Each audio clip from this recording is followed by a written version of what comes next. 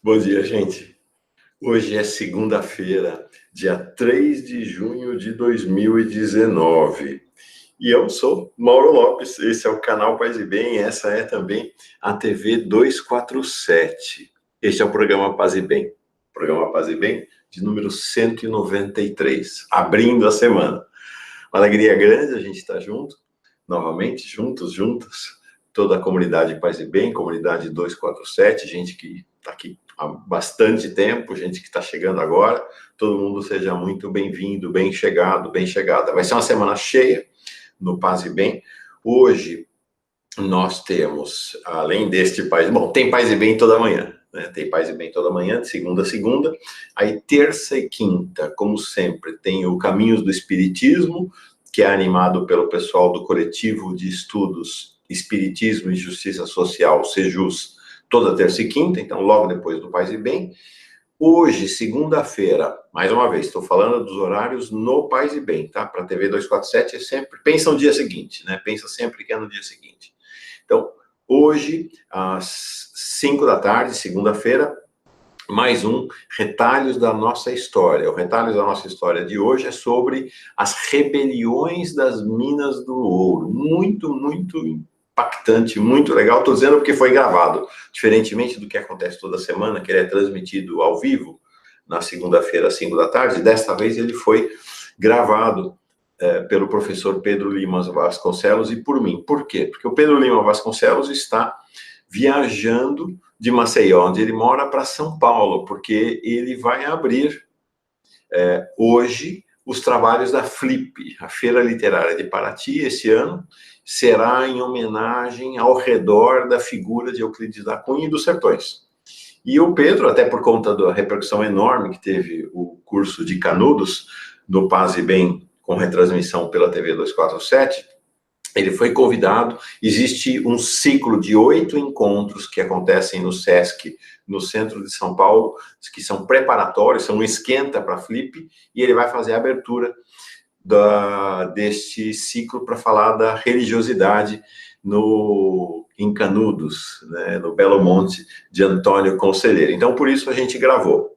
Não dá para, quem mora em São Paulo não consegue ir lá assistir, porque foram vendidos ingressos antes de estar esgotado já umas 2 semanas, fiquei sabendo nesse domingo, quando gravava com o Pedro. Mas então, tem retalhos hoje, só que dessa vez gravado, não ao vivo, a primeira transmissão. Ok, amanhã, terça-feira, dia cheio no Paz e Bem. Nós temos às 4 horas da tarde um encontro com o Eduardo Brasileiro. Ele é educador e é um dos líderes do movimento IPDM, Igreja Povo de Deus em Movimento. Uma organização, uma entidade, uma comunidade assentada na zona leste de São Paulo, a partir de Itaquera, na periferia de São Paulo, que defende a igreja do Papa Francisco. E ele vem conversar, ele é educador também, e vem conversar com a gente sobre a espiritualidade de Paulo Freire. Acho que é uma conversa bem legal. Paulo Freire é um dos grandes alvos dos ataques da direita fundamentalista e do bolsonarismo no Brasil, né? Ao lado de Leonardo Boff, sem falar de Lula, é claro. Então, amanhã, terça-feira. Depois, às 5 da tarde, tem uma conversa que vai ser, acho que vai ser muito interessante, muito legal, entre o monge Marcelo Barros, beneditino, e o reverendo Eduardo Henrique, anglicano, para falar sobre a Semana de Unidade dos Cristãos. Que história é essa, né? De pensar em unidade dos cristãos. Terça-feira, então, às 5 da tarde. E na quarta-feira, Faustino Teixeira, como sempre, como toda semana, o tema dessa semana vai ser Malhas da Hospitalidade. Hospitalidade é um tema central na humanidade hoje. Então, semana cheia, participa, assista o que você quiser, esteja junto aqui, integrado à nossa comunidade. Se você não está inscrita ainda, inscreva-se no canal Paz e Bem. Se você não é assinante solidário, assinante solidária, torne-se um assinante solidário, ajude essa comunidade a construir novos projetos, novos caminhos, novas possibilidades. Para se tornar um assinante, você pode clicar aqui na descrição do vídeo ou no nosso site bem bonito, que é o pazebem.org. Tá bom? Avisos feitos? Vamos embora. O tema de hoje, que eu escolhi para o Paz, que eu preparei para hoje, ele tem o seguinte nome: os 4 pilares do bem viver. Por que eu me inspirei nisso? Porque ontem, domingo, eu, depois de 7 meses, voltei a surfar. Foi uma delícia ficar em pé na prancha de novo. Tive uma pubeite, uma inflamação aqui na região da pubis e nos músculos adutores, muito extensa, com muitas dores e que me obrigou a ficar parado durante 7 meses, ou boa parte do tempo parado, depois o diagnóstico, fisioterapia, recuperação, e foram 7 meses de vida sedentária, né, de vida praticamente sedentária, que me foram muito difíceis, né? Foi um tempo de engordar, foi um tempo de momentos de depressão, me fez muito mal. E ontem foi um dia de grande alegria, porque enquanto o pessoal em São Paulo estava lá no Festival Lula Livre, que foi um grande sucesso, eu aqui em Bertioga estava surfando, foi muito, muito bom. E aí pensei, né, fiquei ontem o dia inteiro com essa reflexão, né, o bem viver, né, o que é uma boa vida, o que é uma vida boa. E então trouxe para a gente refletir um pouco sobre os 4 pilares do bem viver. Hoje, nós não vamos refletir aqui sobre o bem viver como um projeto de vida comunitária, nacional, regional, pensando em América Latina, e global. Existe um projeto que tem o nome de bem viver. Eu não sou especialista no assunto, tem gente que estuda isso há muitos anos. Nós vamos trazer gente no Paz e Bem para conversar. É um projeto de pensar um novo desenvolvimento, um novo caminho de desenvolvimento para as comunidades, para os países, para as regiões e para todo o planeta. O projeto do Bem Viver, ele está assentado ele está assentado na maneira de enxergar a vida dos indígenas, né? Sobretudo os indígenas dos Andes e dos indígenas brasileiros. Então, o bem viver, esse pensamento, esta maneira de olhar a vida, de olhar a relação das pessoas e das comunidades com o planeta, este pensamento foi sistematizado pela primeira vez por um equatoriano que participou, inclusive, do governo do Correia, que se chama Alberto Acosta. Ele tem um livro que se chama exatamente O Bem Viver. Na descrição do vídeo aqui e no site, no pazebem.org, tem o link para o PDF do livro. É fantástico, realmente merece uma leitura, o livro do Alberto Acosta, que se chama O Bem Viver, como eu falei, O Bem Viver. O Bem Viver e aí, só brevemente, só bem uma palhinha, o que vale a pena reter, né, é que o bem viver, ele rompe completamente com os modelos tradicionais de desenvolvimento, de pensar desenvolvimento, para projetar, para apresentar à humanidade uma proposta de vida em integração com o planeta. Isso vai se dizer em Aimará, língua de um dos povos dos Andes, vai dizer Taji Pacha. Né? A gente fala Pachamama, Mãe Terra, Taji Pacha. O que é Taji Pacha? É tudo o que existe. Então, é viver imerso em harmonia com tudo o que existe. A expressão bem viver, ela é o Sumak Kawasai, em Quechua, ou Tecoporã, em Guarani. Então, é este projeto de uma nova vida, de um novo modelo, de um novo jeito de pensar o planeta e o desenvolvimento, né? Se é que se pode falar, acho que a palavra desenvolvimento deixa de ser relevante nesse novo modelo, nesse projeto, nessa proposta, para um novo jeito de viver, né? Da sociedade se organizarem, de pensar a vida, as possibilidades para a vida. Hoje não vamos falar sobre esse projeto macro, sobre esse projeto pensado para as vidas das comunidades, dos países e do planeta. Eu quero falar dos 4 pilares do bem viver como um caminho pessoal, que evidentemente se integram a este projeto, né? Quem assenta a sua vida num projeto de bem viver pessoal está disponível para pensar um projeto de bem viver comunitário e social. 4 pilares, então, do que é o bem viver. Quais são os 4 pilares do bem viver? Isso aqui é fruto da minha observação, faz anos, né, que tenho tentado trabalhar sobre isso, não é nenhuma tese nova, é apenas uma sistematização, né, daquilo que eu tenho observado e estudado ao longo dos anos. Primeiro pilar de uma vida calcada no bem viver, vida ativa, com atividade física cotidiana, fundamental, gente, fundamental. Falo aqui por essa minha experiência de 7 meses de sedentarismo. Foi um tempo terrível. A vida sedentária é uma vida que nos deixa fragilizados, né, com a possibilidade de sermos alcançados e alcançadas pela depressão,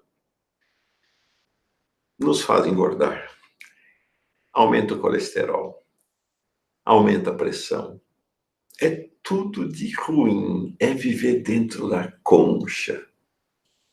A vida ativa, a vida esportiva, a vida atlética, a vida em atividade física. O que quer dizer atividade física, né? Eu surfo, vou na academia, corri, agora não sei, talvez eu tenha que para renunciar à corrida, foi uma grande paixão minha durante anos, né? Corri São Silvestre, corri meias maratonas, acho que com essa pubeite eu vou ter que ser bem mais cauteloso, e da corrida para bicicleta, né, como atividade aeróbica, mas é isso, né, a atividade física dentro dos limites de cada um.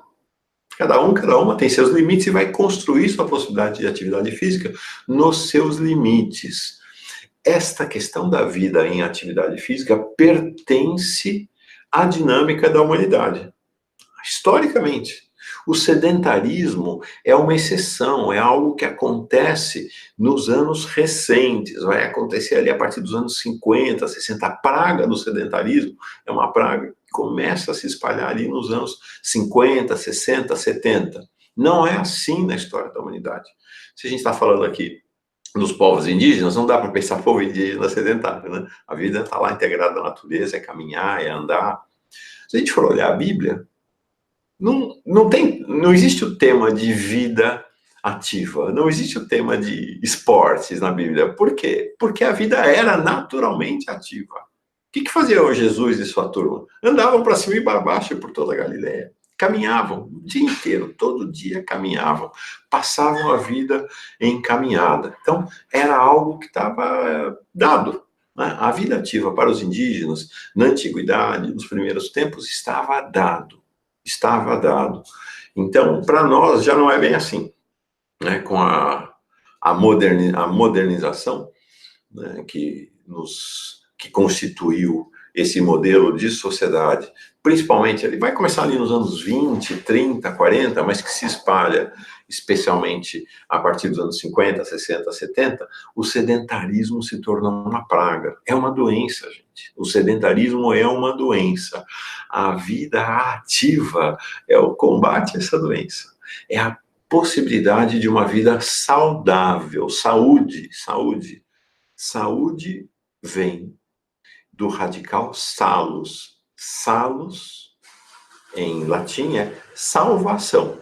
Vida saudável é uma vida de salvação, portanto. Uma vida não saudável é uma vida de condenação. Condenação a quê? A uma vida infeliz, na verdade. Né? A uma vida de infelicidade. Olha, hoje comecei mais tarde, meu vizinho aqui está saindo com seu fusquinha já. Gente boa. Então, primeiro pilar, vida ativa, atividade física cotidiana, fundamental. Segundo pilar, uma alimentação renovada que elimine ou ao menos diminua de maneira drástica, radical, o consumo de carne e açúcar. Carne e açúcar são dois dos principais males para a alimentação. Né? A carne e o açúcar, sobre a carne e o açúcar está assentada a sociedade moderna e a pós-moderna. O sedentarismo, mais o consumo de carne e açúcar são os responsáveis pela epidemia de obesidade. Você já reparou? Olha uma foto, essas fotos históricas de multidões em qualquer lugar do planeta, nos anos 20, 30. Só tinha gente magrinha. só tinha gente magrinha. Hoje eu fico espantado aqui em Bertioga, quando vou à praia, a quantidade de pessoas obesas é chocante, é de cortar o coração.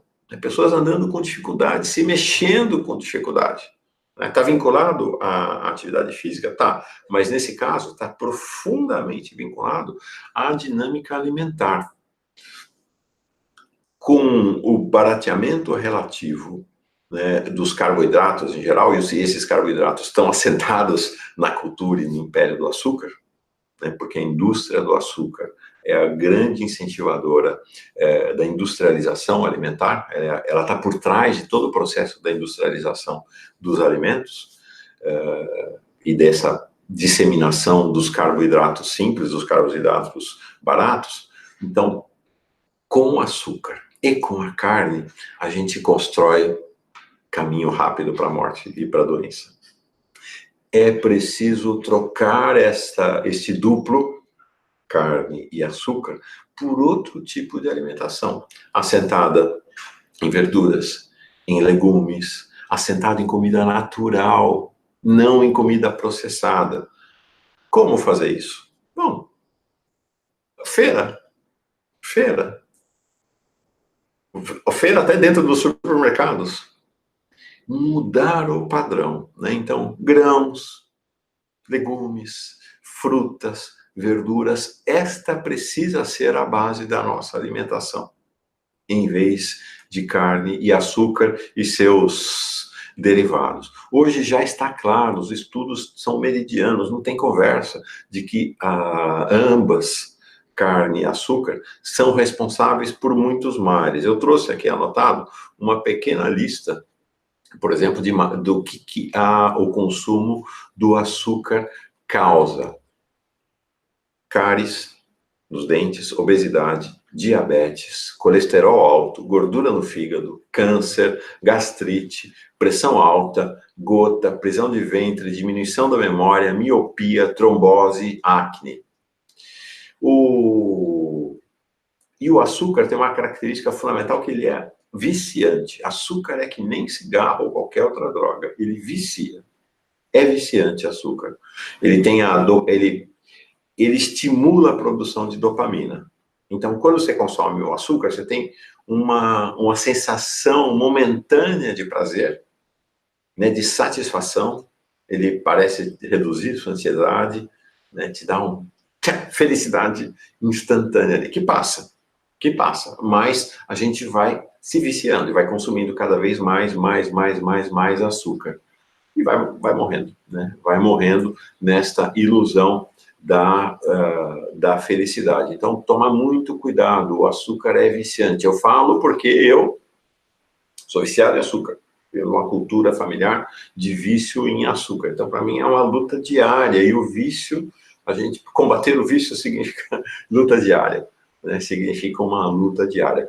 Sou ex-fumante, na verdade não, sou fumante, né? Fumante que parou de fumar há mais de 20 anos. Então, eu sei que se colocar o primeiro cigarro na boca, acabou. Eu volto a consumir cigarro em grandes volumes diariamente. O açúcar é a mesma coisa. Ou a gente corta, ou vai aprender. Aprendi. Silvia, minha mulher, me ensinou a tomar café sem açúcar. Então, a gente ou aprende, ou a gente vai ficar escravo, adicto. O que é o adicto, né? O viciado, adicto. A palavra adicto é escravo. A gente fica escravizado pelo açúcar e vai massacrar a nossa saúde. Quanto à carne, a situação da carne é tão dramática que a ONU, em 2015, estabeleceu, depois de muitos estudos conduzidos pela área vinculada ao tema do câncer da Organização Mundial de Saúde, ela disse claramente que o consumo de carne processada ele traz um risco de desenvolvimento de câncer que é equivalente ao do cigarro. Gente, equivalente ao do cigarro. Então, o consumo de carne, especialmente carnes vermelhas, especialmente a carne processada, ele é um dos maiores venenos que pode haver. Né? Sem falar, claro, colesterol, o entupimento de artéria, tudo. A carne realmente é um grande veneno para nós. E é um grande veneno para o planeta. Alguns dados que eu trouxe aqui. E tem um documentário chamado Cowspiracy, cow de vaca, né? C-O-W, Cowspiracy. Está disponível no YouTube, acho que não tem ele na íntegra. No Netflix, acho que tem, em outras redes de distribuição tem. Cowspiracy, sobre os males da criação do gado. Tem mais gado do que gente no mundo. Impressionante, né? Mas tem. Para que, 2 dados, só para que a gente tenha uma ideia e retenha isso.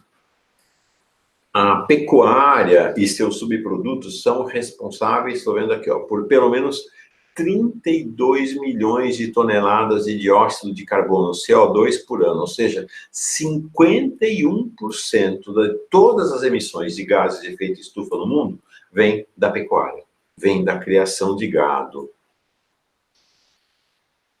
A gente vive uma crise planetária em torno da água. Sabe qual os maiores responsáveis pela crise da água? Criação de gado.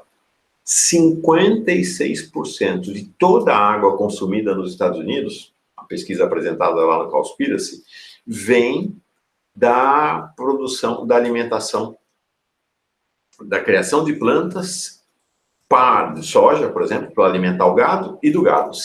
Mais da metade do consumo de água dos Estados Unidos é para o gado.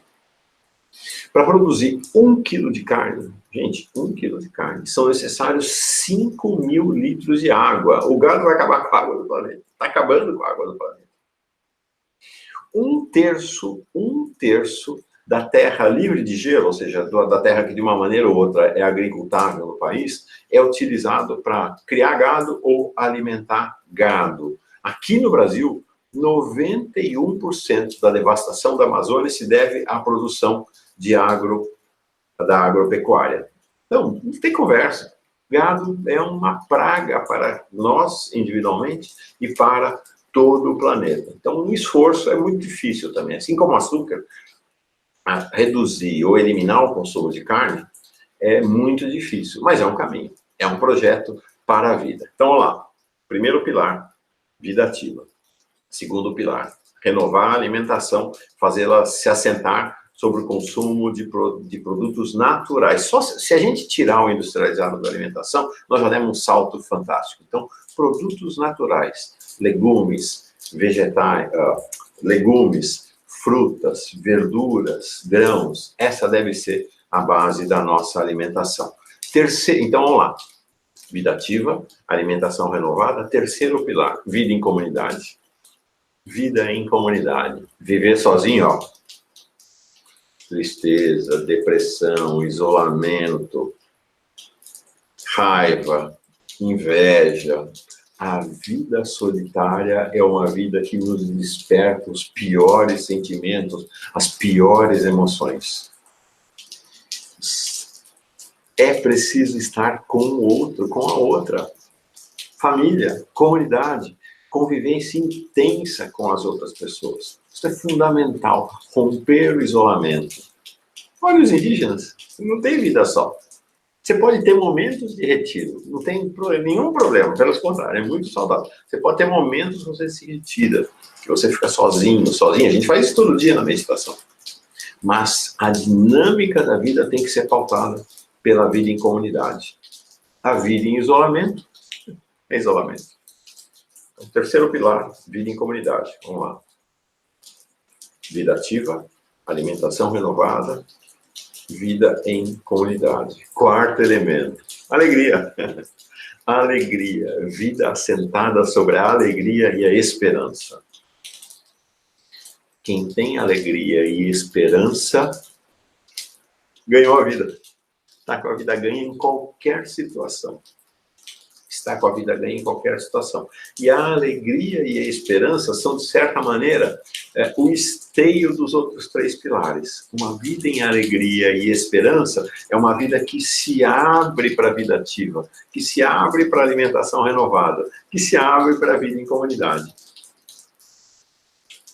Vamos lá. Acho que é um bom projeto de vida. Assentar a nossa vida nesses 4 pilares do bem viver pessoal, que podem nos integrar a um projeto de bem viver global, comunitário, regional, nacional. Bom, era isso para hoje. 4 pilares do bem viver. Eu tento para a minha vida. Não é fácil, porque os vetores da morte que a sociedade nos impõe são muito fortes. Então, é viver na contracorrente, é viver no contrafluxo.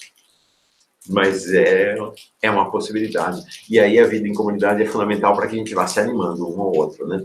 Nas famílias, nas comunidades, que a gente vá construindo uma força para essa dinâmica de vida.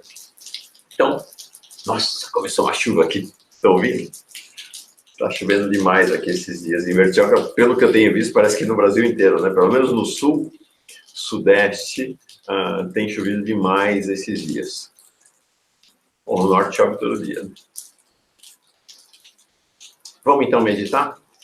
Um minutinho? O tempo hoje extravasou, foi longe, não imaginei que seria assim. Então, vamos meditar sobre essa possibilidade de assentar. Cadeira, sabe? 4. 1, 2, 3, 4. Qual é a cadeira sobre a qual a gente pode assentar nossa vida? Vida ativa, alimentação renovada, vida em comunidade, vida em alegria e esperança. Então, vamos criar espaço de silêncio no nosso coração para pensar em renovar a vida, pensar em bem viver, criar bem viver dentro de nós. Espinha ereta, coração tranquilo, respiração pausada, mantra do corpo, a respiração pausada, mantra do coração, com essa trilha musical da chuva caindo aqui em Bertioga. Fechei meus olhos, fecho os seus.